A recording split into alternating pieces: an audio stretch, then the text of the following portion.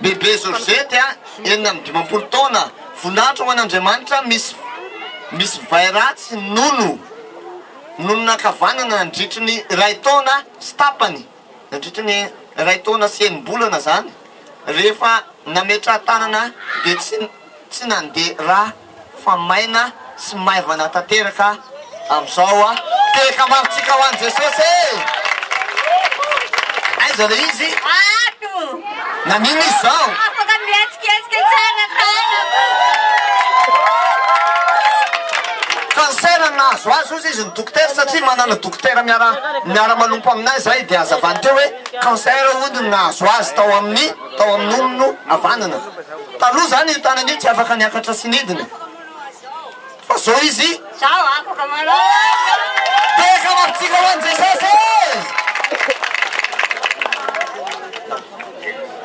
Pastor.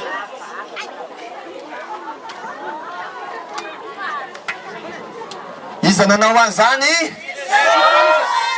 Nisy mazivy teo sa Jesosy natsona